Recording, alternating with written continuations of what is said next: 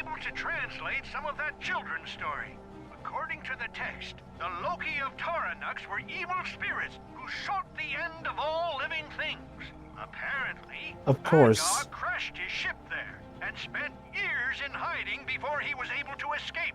When he made it back to Repor, You forgot destroyed Repor is the Taranux home planet of using the a Crag Class Knights. 3 planet smasher. Now, why would Dr. Croyd be so obsessed with a Crag Knight? Maybe it's just crazy, I don't know. Anyway, but we're the last stretch in Uzo City. It was just that easy to get here. Barely an but to be fair, the plumber made it barely easy, barely an inconvenience by fixing the railway. So, yes, technically. Lucky, but yeah. Hop in. Alright, this is again the home stretch where the game will start to throw everything in a kitchen sink at you. Thankfully, Qwark and Zephyr also are trying to actually give you a hand. Jesus. Come on, Clank, beat that up. Thank you. By trying to access the schematics of the city and trying to, you know, help the contractions work in your favor. You'll be able to see. Oh, and right at the end, they introduced, of course, an enemy spam, an enemy generator that you had to destroy. I know that it's kind of a staple of beat-em-ups and the co-op games, but I always hate this kind of mechanic of prioritize these things or the enemies keep spawning on and on and on again. Hey, how about this game? I keep turning them into pigs and turn it on you then. You can play it that game. Or in this case, free, because I'm with Clank. It's also worth noting that this is the location where in the final laboratory of Dr. Croyd is present, so if you want to get the Rhino, this is basically the last chance for you to get to the final part. Yes, Jova? So is this one of those remember everything you've learned sort of finales? Kinda, sorta. A couple of enemies from the previous levels do show up here, thankfully. But like I said, not all the gadgets are used. Again, the Quake Hammer is being promptly forgotten pretty much one level after it was introduced. It still baffles me that they didn't at least just make it be able to double as a weapon. I get the idea why, because it would be too slow and they will have to implement a lot of enemies that need to be capsized and being finished up with that, maybe, but could have... I think something else could have been worked out, either that or cut the gadget entirely and focused on the ones that exist. God damn it, Clank. Sorry?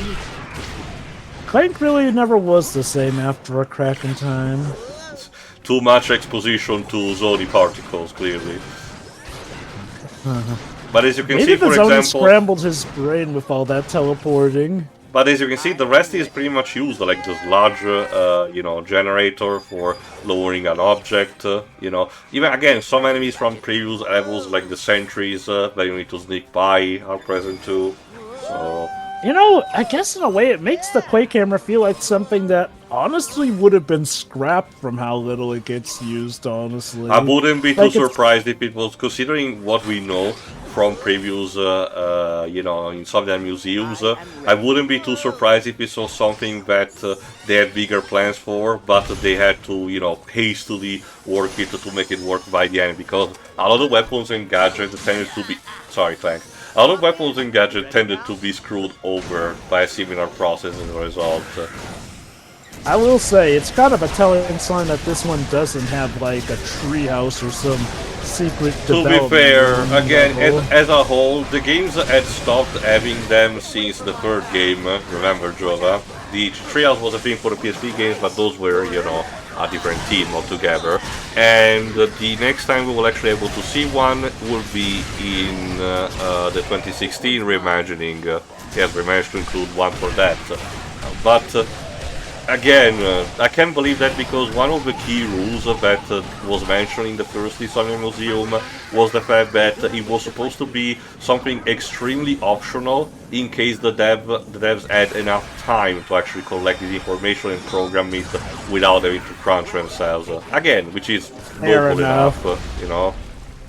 And, you know, with game development becoming a lot more complicated with each gaming generation, I guess I can see why they would prioritize the games over making one of those dev rooms. Small price to pay, honestly, for at least still a quality game. Oh, well, I don't know what happened there.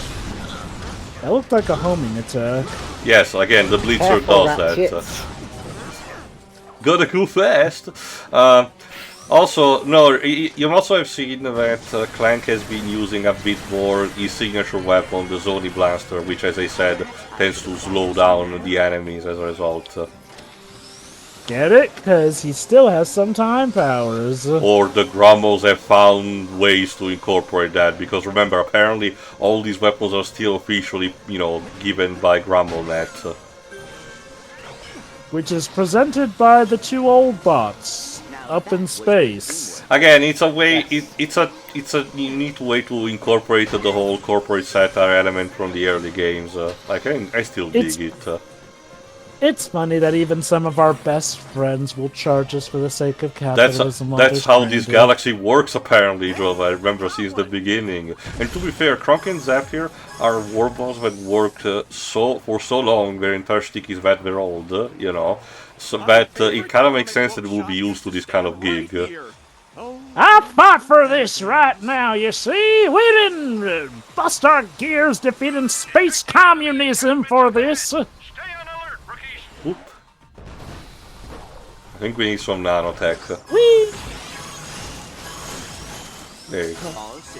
I will say this, I'm enjoying the game, but yeah, I'm definitely seeing a few cracks story-wise, specifically with how Qwark and Nefarious are a little too nice with each other. Now granted, Nefarious does throw in the whole moron and I totally would kill you stuff, but I do find it weird that they were ready to give up just because the ship was supposedly down. Like, guys, all four of you have been very resourceful in some of the most desolate and hopeless they try to nail the situations. point that Ratchet is a mechanic with extremely, you know,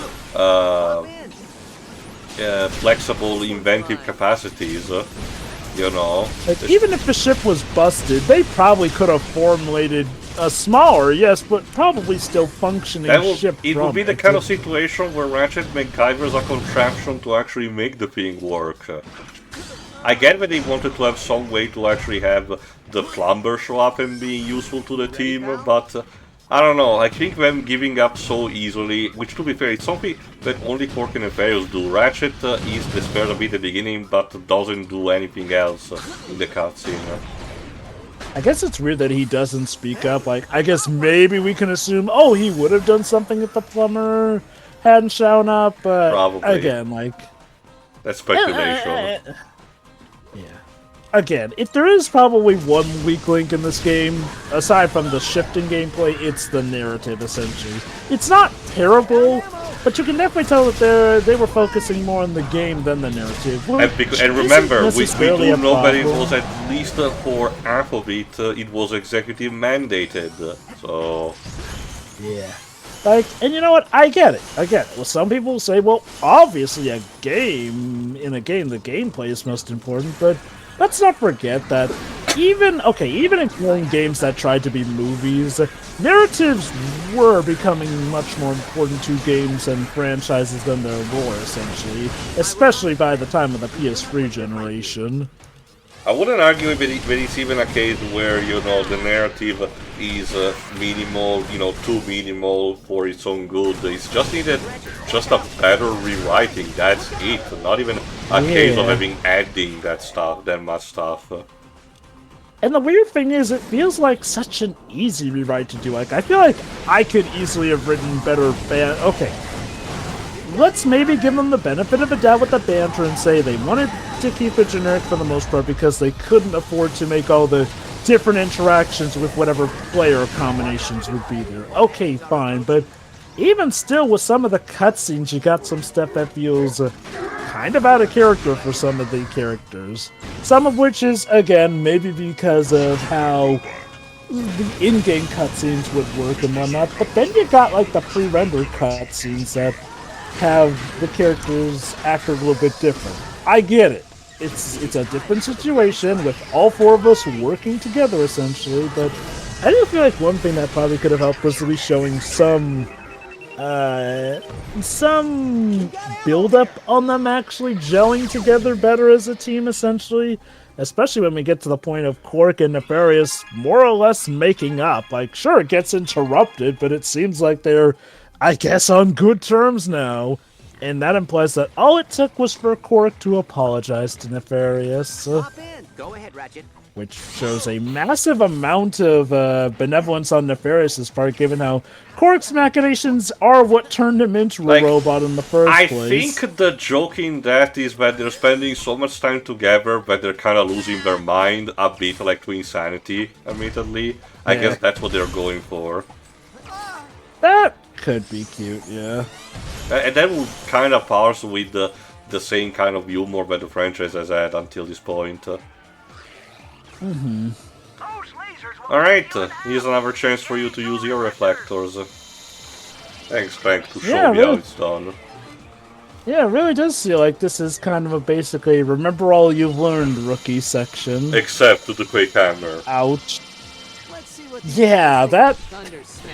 I really do wonder if just it was a point where they couldn't get rid of the Quake Hammer, so they kept it in for the one level where it was useful, because otherwise it feels like the Quake Hammer would have just been left better off scrapped.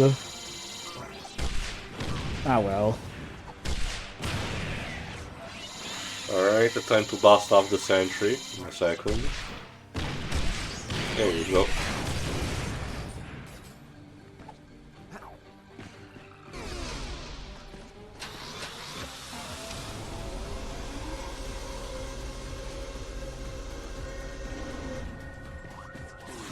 There is nanotech over here. Yes! We got incoming!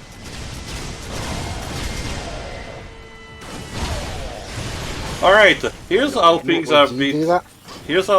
are a bit deceptive here.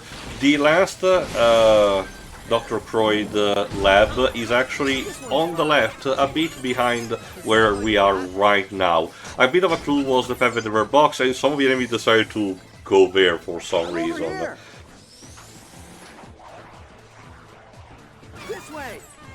Otherwise it might be a case where you don't get to actually notice it in time. So the game goes its way to try to, you know, not be super obvious of where you're supposed to find these optional areas, but you know, and you go, the amount of fast that you need total is 280, so I have more than enough. I see someone took some notes from Crash Bandicoot on hiding collectibles or hidden areas. Like, no, seriously, even as early as the original trilogy, they like to do some camera tricks like that where, oh, it's just here, right off screen. Yeah. Taken, of course, to its this also serves to also, you know, have a recombination of some of the gadgets that you had previously, like the ball mechanic or the connect the electricity kind of bit. Very nice. And I like that in this case the stage it gets revealed progressively bit by bit, not just for the creature that you're accompanying, but also for you.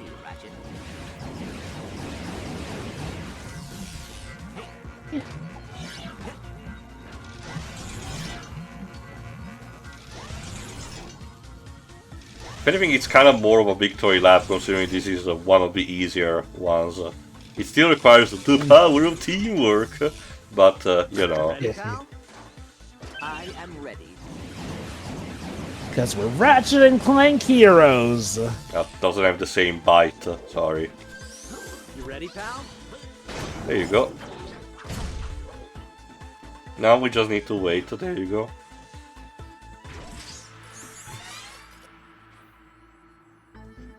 And I think it's gonna show up in a second, there you go. Congratulations, volunteers. You've passed the final test. You are just the kind of candidates I've been waiting for. As a reward for your... For my super special death ray! Kinda, actually. Also, look at that, it's the smuggler who sold the designs for this thing. Of course, even when you don't get to see him. I present to you The Rhino 6 protosuit. High-velocity arm cannon. Wait, a suit that now hosts the Rhino. Yes, it's not just a missile launcher, it's a fucking exoskeleton. Other protosuits are in use. With this weapon, I see the arms race went to its natural conclusion. To be fair, it kinda makes sense with the Rhino.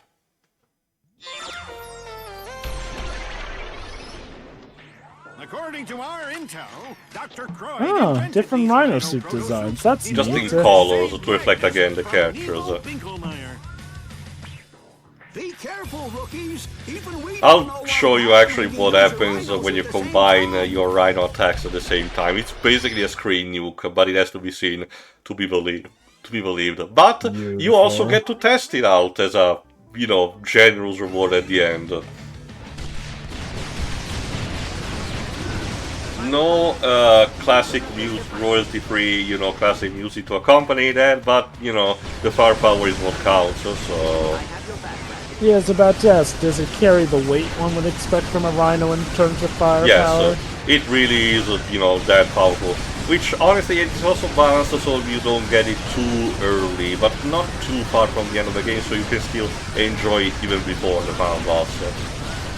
And if you collect it, I presume you can go back to older levels with it? Yes, again, all your arsenal is unlocked, you know, for the character profile, so... Again, a veteran player can literally carry over a rookie through the entire game. Be interesting if there was a mechanic where other characters could ride on you, basically. No, it's specifically because each suite is designed to be contained for one character, you know, each, so that you have potentially 4 suites going around at the same time instead of having to combine into a Megazord. I found ammo. The only thing that is obvious with the Rhino is that it consumes a lot of ammo, so you cannot spam it willy-nilly unless you strategize with a ammo pad that is nearby. I also noticed that mobility is slower. Can the suit as a suit of armor also tank hits better as well? Or do you still take damage normally with it? To quote Arc V, you still take the damage, although if I recall correctly, it's like slightly less than previously. Ow. I don't remember, it's been a bit since I forgot this, so I don't remember how much the difference will be. We got ammo here.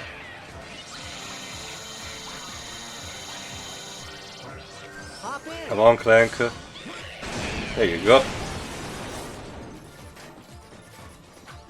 They died doing what they loved, jumping up and down on buttons. I mean, fair enough, I guess. Alright, I think this is another case where you're being swarmed by a horde, but it doesn't take that long in this case. I sped up in the previous part because that sequence on the ice went on way too long for it so good. So... And yeah, I also didn't mention, although we did notice, that once you actually power up, you know, at max the morphing weapon, the animals that you turn become aggressive and red hot chili pepper red, I guess, and start properly attacking the enemies. You mentioned that you can customize what they turned into. What's the whole full array of it, and do those Only different for... animals have different attack patterns? No, okay, they're basically the same for the sake of, you know, it's just cosmetic, basically. Okay. It's just for the case of having potentially, you know, a different community variety. I haven't, again, tested that much, but I think the intended use was, for example, to have each character, each player potentially choosing a different animal on their own, meaning that you could have absolute animal chaos on screen. That explained why. That would explain why there's 4 options total. There you go. When you combine the Rhino, it explodes into a literal nuke screen. Oh, and you don't even need all 4 player characters for it, I see. Well, what you were gonna say, they combined into a Megazord. No, I just said before that they didn't. I'm surprised that you can do it with just 2. I thought that it would be something that they would reserve for, like, It's all probably 4 for, players. to be fair, Joe, it's probably for the sake of, you know, making the mechanic work even if you're playing a single player on your own. That's nice. Hop in. Why did you kill yourself? Does he just not like life as a pig? Don't make questions that you don't know the answer of, Jova. Or that you won't get the answer for. I remember that time during my initial creation that I dreamt of being a pig. It lasted 2 minutes. You ready, pal? Well, thankfully that happens to the enemies and not us, bud. Yeah, Thankfully- I'm not sure how metallic pig would taste. Thankfully, no one in the game tries to use a morphing weapon on the main characters, because that will be awkward.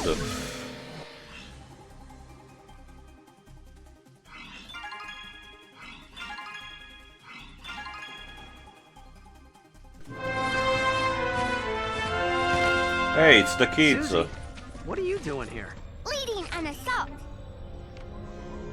How did you get here? I know how you feel. Remember, the Terranoids, know about the location of Emphemeris, and Running into they something wanted you're to launch a unprepared for counterattack. isn't going to bring them back.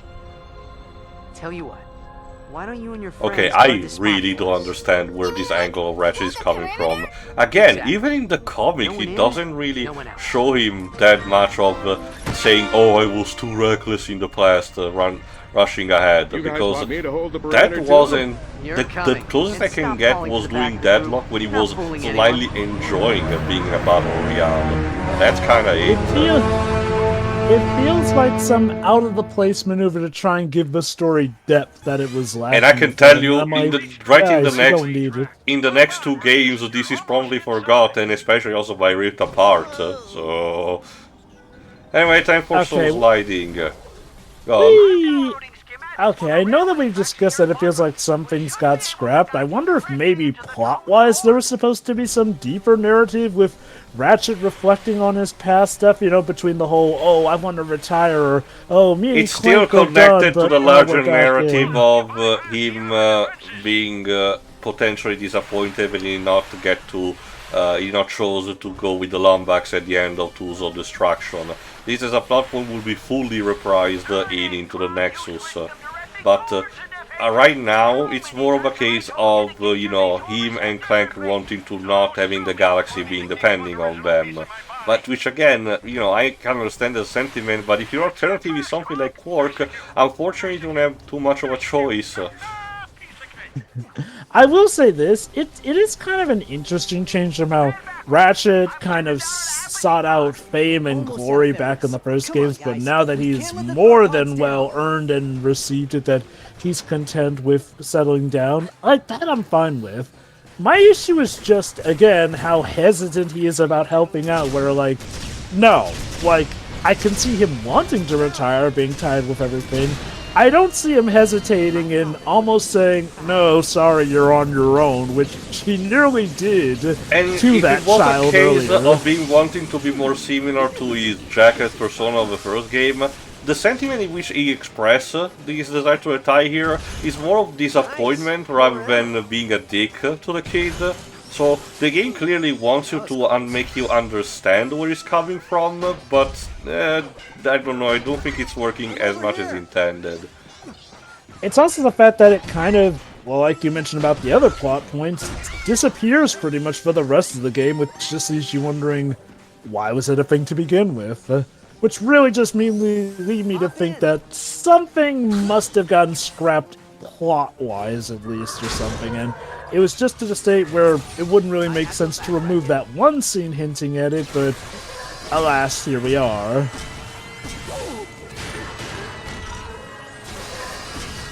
Hey dummy, why don't you try and smash the clearly glass bridge that we're on? Bye, pig.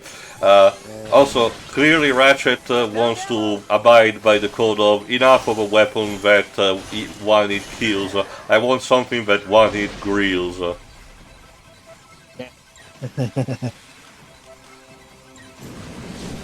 Reminds me of a flamethrower. To be fair, yeah, it's a cartoon flamethrower, so I guess that will work out. This arc lasher is quite effective.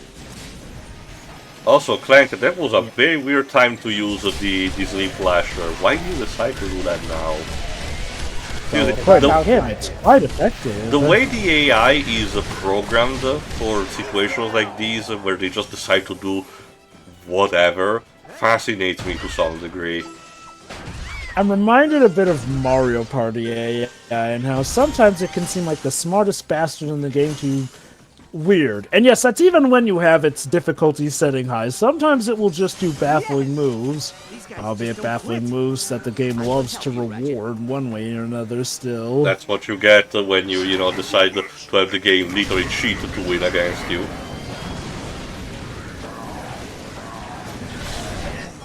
And yeah, like I said, this is the section where the game throws everything in the kitchen sink at you. But like I said, at this point, your arsenal is more than enough to actually handle these troops. Lovely. Especially if you manage to upgrade in the meantime. Well, as you can see, it might get a bit chaotic. And this is just with 2 players on screen. I can't imagine what will happen without 4.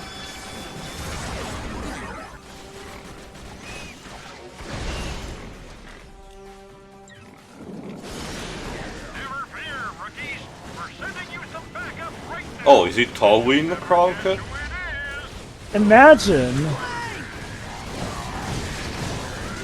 Like last No, I don't cameo. think it's Clank either, Ratchet. Maybe it's Sasha. Yeah, to be fair, again, this being after the comic, they had, re-established them. You know, Sasha is in charge of the whole defense force that we were on in Ratchet 3. Well, to be fair, again, with Qwark being elected president, I think it's more of a case where, the Galactic Rangers should show up at some point. But again, I guess Qwark and Zephyr did not manage to contact them. So who are they sending then, I wonder? Yeah, let's just clear the room.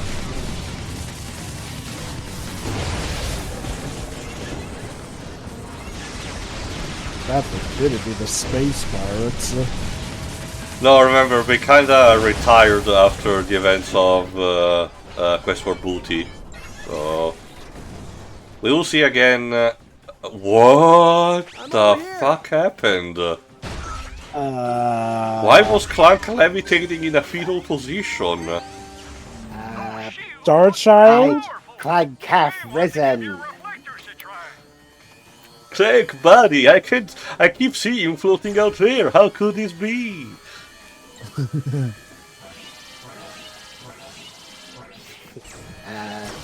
am Jesus. I mean, he literally was Robo Jesus in the previous game. So. Oh, it's Commander Spog. That's your backup. And he's gonna use one of those capsules to literally bring you to the final boss. Basically, how nice we've been pretty much, to be fair, again, he's been reconverted by Nefarious after his boss fight. I'm more I find out in the areas more the fact that we're completely skipping and properly breaching Emphemeris, and instead we're gonna just go straight in.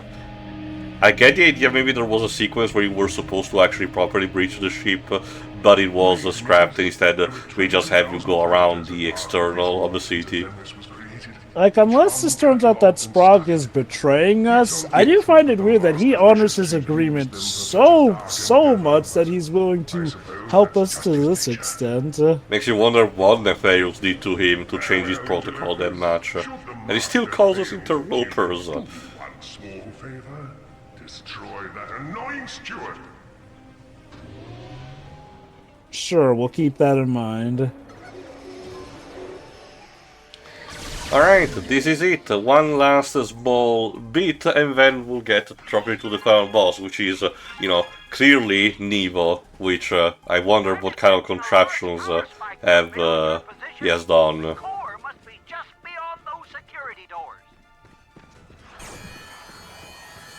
It's basically again another reflection with your. There you go. The shield. Speaking of Twinsanity, this level is giving me Antagony vibes. Thankfully, with less dickish platforming. Seriously, Oh, the whole God, simultaneous yes. Holy section cow. can screw off. Oh god, I love Twinsanity, but I never really like going through Antagony. What a fitting name is emphasis on agony.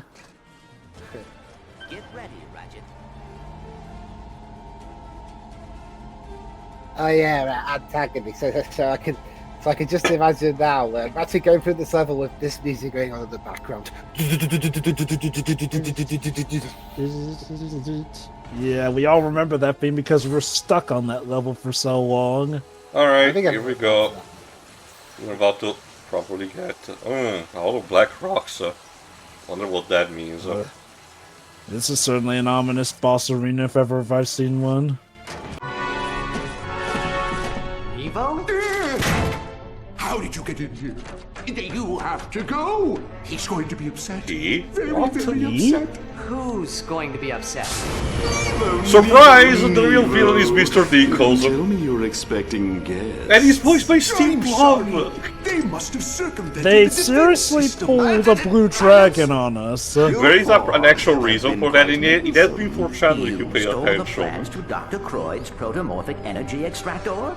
You should have seen the look on Nevo's face. He even tried to stop me, if you can believe I it. don't know what kind of impression. He seems to be a bit cautious with these. I would have disposed So, of him. yeah, Actually been the quite reason useful. why Nevo Building my appeared to be evil collectives, while being modifying properly Emphemeris captured by has been Croyd's wonderful. log is that, Dinkles actually What does a little forced him to furball do. like you need with a spaceship and a Star protoplasmic Trek energy 5 episodes. dinger? Protomorphic energy extractor, you simpleton. And the answer is freedom. Guys, I don't think these are. It sounds like a prototype for his Starscream voice in Transformers. So, yeah, remember that fairy tale about the Pragmite hero fighting the Loki parasite? It's very real. That thing of energy guess. that was, properly scanned by Croyd inside, Mr. Dinkles, that's the Loki parasite. That's the real villain. That's the reason why he's able to control it. And he wants to put himself into that thing now.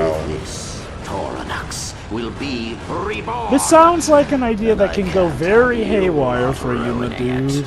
I get the idea he doesn't have too much of a choice, but, well, we have a final boss fight. Oh my god, so, that's another comparison to Twinsanity. The big bad was somebody's long-lost pet. Which, to be fair, the reveal in that game comes out, I think, after you're done with the Academy of Evil level, I think. Yeah, it does. So it's still a bit before. Here they really keep it as a twist, final twist at the end. But like I said, the game has done enough of foreshadowing to make you, wonder why Nevo would be this much evil and, what was that weird thing inside Mr. Dinkles and the fact that he wasn't being mentioned so far. Personally, I really find it enjoyable. It really keeps the spirit of the humor of the franchise, while still having a relatively decent villain. Not the most memorable, obviously.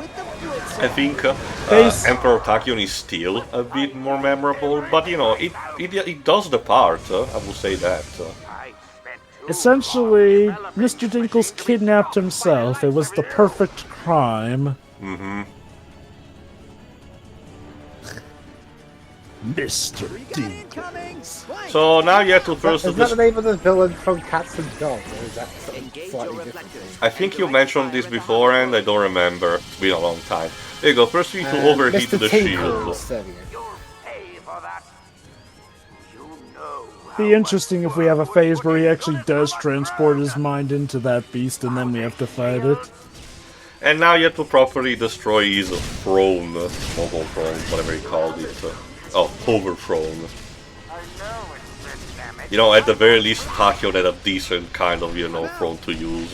I'm just saying. I love how that steward pretty much annoys everyone, both Sprague and Mr. Dinkles. It's almost like having to have a normal conversation against AI. It's not the same as with a real person. But that will never happen in the real world. Imagine. At least we just have to worry about the distant long future when we're dead and absolutely not alive to see it. At this point, Jova, I am that convinced of at this point, considering how almost every single dystopian thing about AIs has been proven right, and we're still falling into it, I'm fully convinced that Terminator will happen at some point. Because why not? Hey, here's the real dark twist. Terminator Genesis becomes a biography. I mean, it would be better than Dark Fate, I would say that. Yes, it would be better than Dark Fate. I don't even want to humor the idea of Dark Fate becoming a reality. Although again, as I mentioned time and time again, the bigger problem with the Terminator franchise is that the longer it keeps going, the more it proves that the machines, were the real underdog heroes that could not be stopped. Which, it's kind of a problem for that kind of franchise. Well, the good news is that Terminator Salvation is technically the end point of the franchise, or at least was timeline-wise. Yeah, before it was retconned twice. Jesus Christ. Again, what was retconned?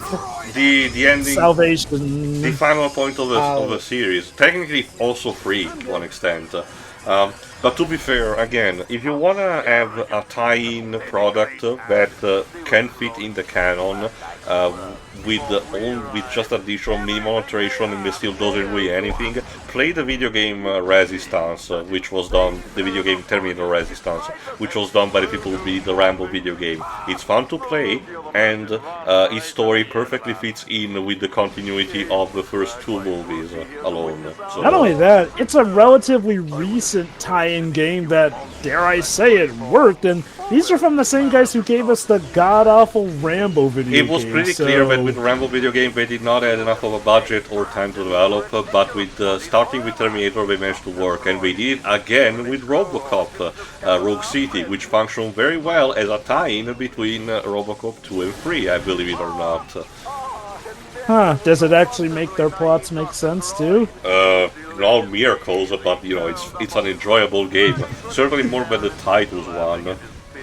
I've heard they that also Terminator got the original actor for RoboCop to reprise his role. I've heard that Terminator the Sarah Connor Chronicles was a good enough I build-up haven't on it. still seen it, and honestly I don't particularly care.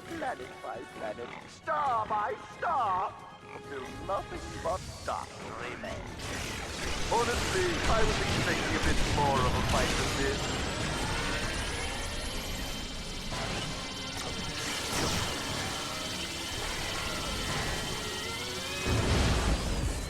Okay, to their credit, apparently this one was handled better. I haven't really taken a full look at this series. Robot Chicken, of course, made the obvious skits you can imagine regarding a situation like that. And I have heard some people say there was apparently some ship teasing with that. I mean, Robot Chicken has done a lot of jokes on the matter, when it comes to fanbots. Particularly, I think it was one based on the movie classic movie Metropolis, where the journalist goes to ask, "Can you fuck it?" What do you mean? Can you fuck it? Well, no. And then they all go away. The most notable unfortunately, what you were saying, Java, seems to be applying to becoming true. The creature that Dinkos wants to actually get in is called a Grivelnox, which is possibly the apex predator in the entire Polaris galaxy. Meaning that this is very bad news if you manage to pull it off. It's the worst thing ever to face, essentially. This will be your final challenge, Ratchet! The thing that finally kills you! Which means nothing from any future game could totally be worse than this thing. Okay, I will say that, I say that this is applicable for, full frontal assault / Q-Force, but the final boss instead of Into the Nexus is a good contender, I will argue. My, still alive. This is all pointless, In a few hours, our kind will possess enough monsters to spread across this galaxy, and now... Finally, Nevo actually shows some courage. Oh, look, Droid also showed up. How did he catch him?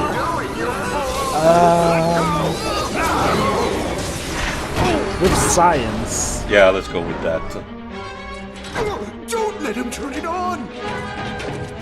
Shoot him? Unlike with Hunter in Spyro 2, there was an attempt this time around. Unfortunately, it's still not enough. Just shot him or something. There you go, that's the real form of a Loki parasite. Adorable. And unfortunately, now it's been transferred into that monstrosity.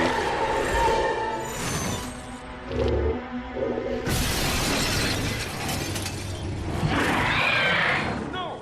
Bad, Mr. Tinkle! Bad! Again, the game has basically taught you to fight the giant monsters up until this point, so it kind of fits that one will actually be used for the final boss encounter. Rivelnox. Oh, the most notable thing about Terminator: The Sarah Connor Chronicles, the woman who plays Sarah Chronicles, it's our very own Cersei Lannister herself, Lena Headey. Yeah, I seem to remember that she had already enough experience in the past before Game of Thrones.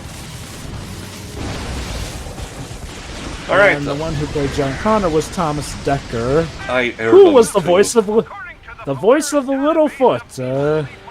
Here's the problem. The Rivelnox also has the tendency of absorbing animals when they need, and now you just ate the wigwam. Well, crud. It's going to become not just the apex predator, but the ultimate life form. Yeah, sure, Shadow, whatever you say. Get out! Hey, prototype. Hey, Shadow, think of it like, if you actually look like this in the game proper, I don't think you would have been as popular. Take cover. There you go, there's Clank reviving me. Although I always weird in the how does a prototype go from something like that to a small black hedgehog? Okay, Shadow Generations does reveal that the Biolizard wasn't always that big. The Biolizard was actually originally Maria's pet salamander, who was, more hand-sized. So when Gerald thought, a nice harmless experiment should help this guy become the proper ultimate life form, as you can imagine, things did not go the best with it. I wonder how Gerald went insane. Yeah, I know. I figured it out. It's not the death of Maria. It's how he was in such despair that his experiments didn't work properly. But his mind just snapped. But however, we're not just done. We need to defeat, I think, these gorilla, monsters from the previous level, the icy level. And yeah, I think now it's happening. Recognize that capsule? It's the Zagroot from the beginning of the game. You remember what powers it has, right? Electricity. And light absorption to restore itself. Don't you know? I'm Electro! Ta-da, ta-da, ta-da, ta-da, ta-da, ta-da. Man, I hate this song! So this is kind of a problem because now the final boss is virtually invincible. So we need to find a way to actually properly beat it. That's the way to finish. That was both one of the best jokes in that movie, and also Hans Zimmer kind of is worse because I mean him on synthesizers is. It can either be really good or really, really annoying. I have seen people either love or hate Electro's leitmotifs in that movie. There's no in between. When it comes to My Enemy, if you're referring to that, Jova, it kind of become a bit of a guilty pleasure, but I will say this, it will probably become an objectively good soundtrack in terms of, being dynamic for an actual boss fight in a video game against Electro. Well, yeah. Electro's music is where, it's not exactly a very subtle movie in the first place, but especially with the lyrics going on, I get it, Electro's insane. Anyway, there you go, we need to now use the contraption to actually separate the Loki spirit from the Rivelnox, and it's easier said than done, obviously. Thankfully, the game is a bit generous in how it asks you to perform this action, but obviously if you're 4 players, you'll probably be able to perform it better. I love it. Despite him being invincible, even he can't escape the grips of science and technology. Clearly.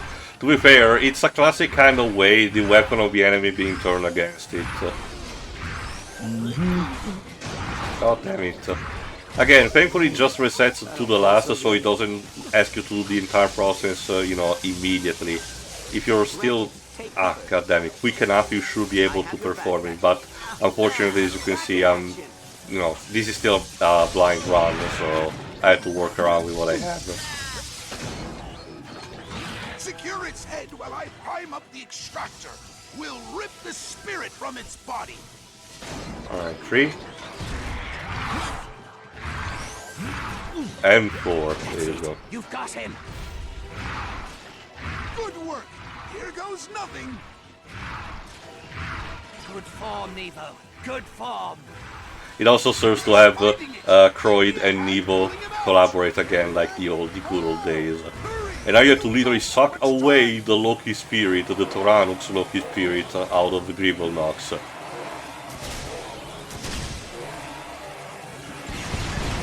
Oh, you don't look like you're doing so good, buddy. No, he just needs some just blow shit up. So that's the other Ratchet Clank spirit, blow everything for the end. Again, they really created a good enough spectacle for the final boss, I argue.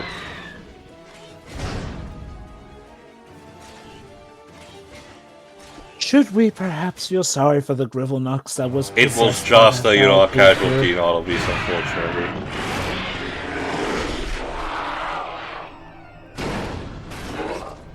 But wait, check this out. Oh no. Oh god. But wait for it. Bitch slap! Nefarious literally backhands the Loki spirit and kills it with a single blow. I knew Nefarious was that strong, but he was able to fight a phantasmal figure with just a simple backhand?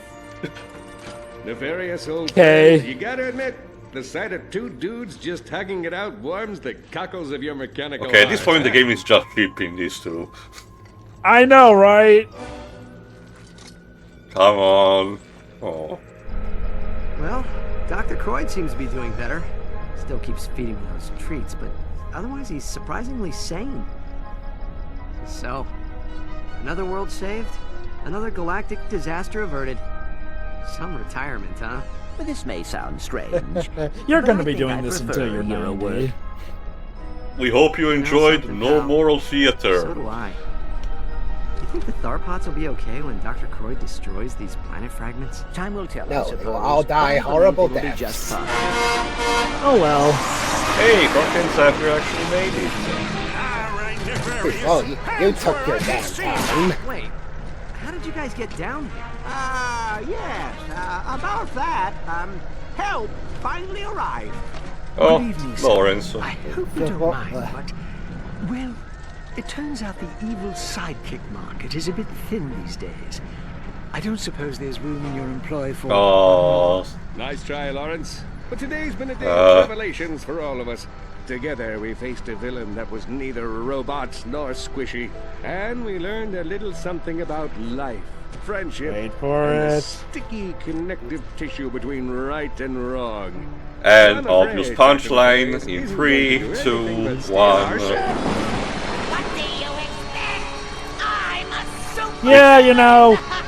Getting away from the status quo to keep it upheld. I should have seen feels this like the coming. universe just writes itself. There you go, what Ratchet said. As we all know, status But quo however, is I God kinda and like all this that. ending. Ratchet decides, you know what, let's steal Emphemeris to get back home. Oh, and get it? He ended up...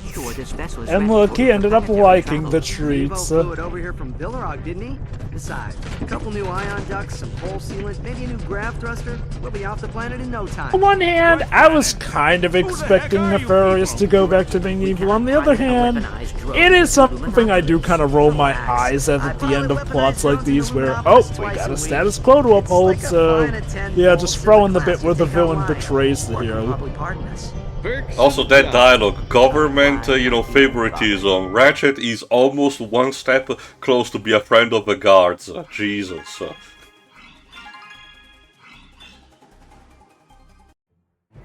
Lord. This is his true downfall. There is a post-credit scene, so stay tuned for after the credits. But in the meantime, final thoughts, Leaves. It's pretty average, I think. I mean, the villain having to team up with the good guys is interesting enough premise, but aside from a couple of funny bits, it's not really all that interesting. Which kind of sums up this game as a whole, really. The story's just kind of there. The gameplay is it reminds me a lot of Skylanders. Oh God! I can tell you it's definitely not as obnoxious, asking your money for it. And it's definitely more like earlier Skylanders. Third person? Third person shooter, you mean? No, I mean a third person platformer where the camera's mostly static and doesn't follow you around. I forget the specific game terminology for it, but I do get your point, Lo. The idea of it being a team-based platformer where multiple things. It's definitely more like the older ones before the newer ones apparently made respawning much more of a pain, according to what friends who are fans of the series have told me. Well, I won't know too much about that. But yeah, I mean, the game itself, it's just kind of there. It'll be interesting to see what happens next, at least. Java. This is a game that certainly existed to keep the franchise going, essentially. I don't necessarily mean that in a bad way, because, look, it is what the fans wanted. It's also not what the fans wanted, though, since, okay, the shifting gameplay is probably the most jarring thing, essentially.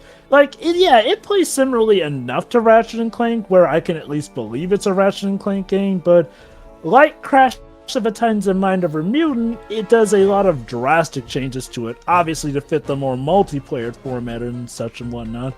It feels like something that probably, I'm gonna say, would have been better received if A, this had been released well during, like, say, the big gap in Ratchet games we had, or more notably, if this had been presented as a spin-off, because this feels kind of like a spin-off that got upgraded to main game territory, and I can get some fans maybe being a bit worried that this was going to be the norm, essentially. Which, okay, I don't think would have been inherently bad, since that would have at least given us reason to bring back characters like Sasha or Talwyn and let them be on the action and later step, but in terms of main game Ratchet & Clank gameplay, it's quite a departure from it, essentially. And yeah, the story is not much to write home about. Like, yes, it's that time of the franchise where we have to team up with the bad guys, essentially. The problem is they don't do as much with it as they could. Nefarious, of course, hooks up quick with us, since, given the nature of the game, essentially, obviously he's got to be playable from close to the start. The issue is just that, again, I feel like there could have been more cool interactions that show the build-up of friendship, even though the ending shows it doesn't matter, because of course Nefarious goes back to being evil. I mean, and I get it. There's a status quo for a reason, but there are many, many times where sometimes status quo has kept the status quo for so long that sometimes you really do want to see it change up a bit. I get it, his name's Nefarious, it would kind of be silly if we make him a good guy, but still, could be interesting. As to the main content, though, okay, the twist with Mr. Dinkles, that's nice, and hey, Sinister Steve Blum is the bad guy. Coolio. I do kind of raise my eyebrow at the fact that Nefarious is able to defeat him just by backhanding him when, I don't know, it kind of implied that in that spiritual form he could, turn intangible or whatnot, given that he really has to go into people. First and foremost, it's a gag. Second, the spirit had been weakened considerably by the fight. I mean, look, It's not really a big complaint on my end. It does seem a bit weird, though I'll give you that. It is pretty cool seeing Nefarious get to actually do that, which, hey, in a way, means Nefarious can say he's got a W on his record, essentially. Good for him. It's kind of the reverse of the Worf effect, when, you want to re-establish firmly that a character that had a presence, still has got it. Mm-hmm. Yeah, and you know what? That is one thing I'll give him credit for. For the most part, Ratchet and Nefarious still get to make good contributions. Ironically, it's Clank and Qwark that kind of feel like the loads overall. Like, obviously, Qwark is there because, well, Qwark and whatnot, but in typical Qwark fashion, he can be a bit on the useless side story-wise, and Clank...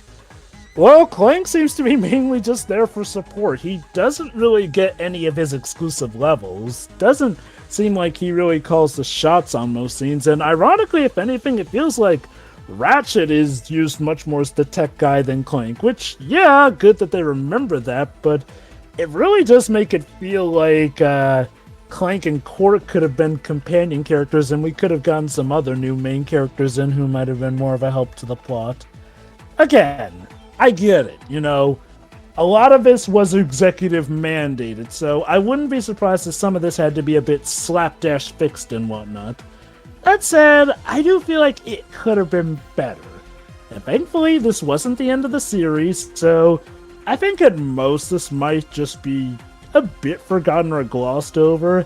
I would say it's worth at least one play provided you get it on a sale or whatnot, since it seems charming and quaint enough, and I am admittedly curious to see what some of the other banter is for other playable characters, and being able to play as Nefarious was a nice change of pace, even if, again, by the laws of these sort of games, he has to play exactly like each other. Mm-hmm. So, is this the quintessential Ratchet & Clank experience? No. But was it a fine enough experience that could keep the franchise going without necessarily sacrificing its identity completely? Yes, and it does sound like even the devs might have been a bit aware of how much they overstepped, since little by little we would kind of go back to gameplay more of what you would expect from Ratchet & Clank, so most of it I do feel like we can chalk up to executive mandates being the issue with this game, essentially. So, yeah, it is what it is.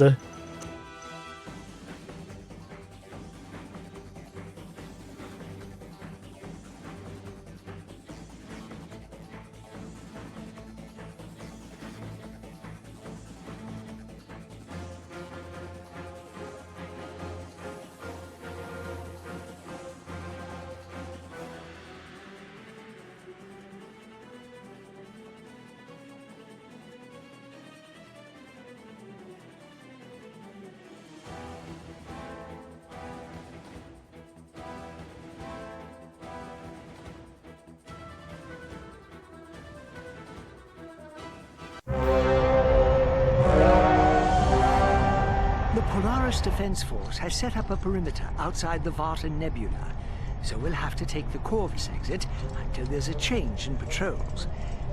I did manage to restock your dark matter missile array, so if you'd like, we can... Oh, he actually did enjoy our time together. Spoiler, this does not stick by the time he comes back in Rift Apart.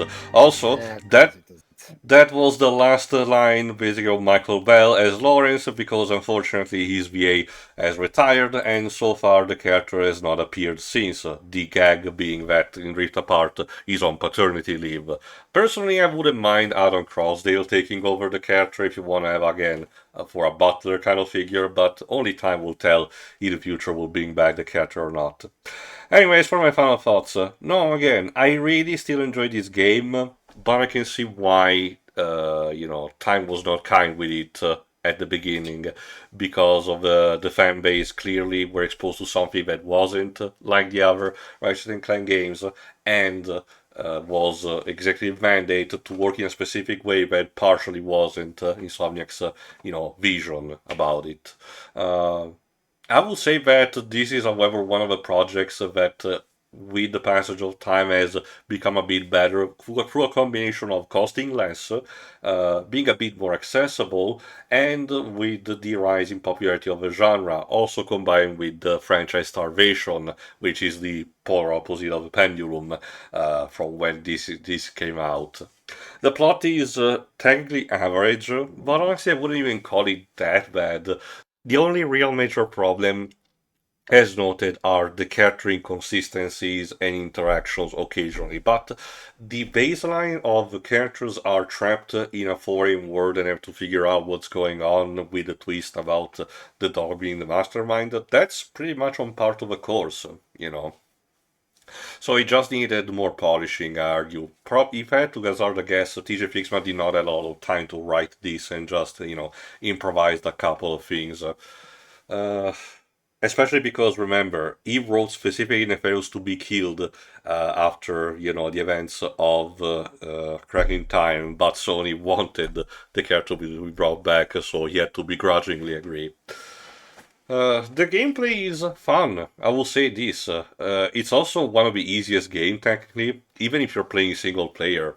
You can actually select hard difficulty if you want, but I haven't tried it personally, because I think the normal difficulty is balanced just enough in order to not be too easy. Remember, this was early 2010s, so even normal difficulty for video games was still considered relatively challenging compared to these days.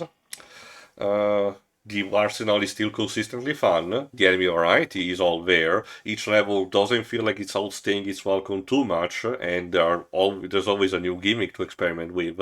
Some weapons and gadgets are less utilized than others, like the Quake camera unfortunately, but overall, the whole package is still definitely a fun if you're a fan of co-op games of this kind. Again, this is why I think the game will have a bit more resonance if it had been released these days, because these days people are more keen to online co-op for an experience like this, thanks to also games like Joseph Ferris, and probably this will actually help, Sony,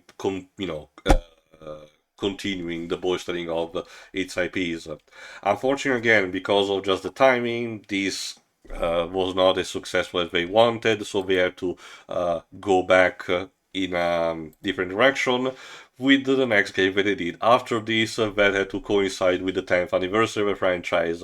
So see you for that, which is Ratchet Clank, Full Frontal Assault, or as it's called in Europe, Q-Force. See you for that. Beautiful. See you then.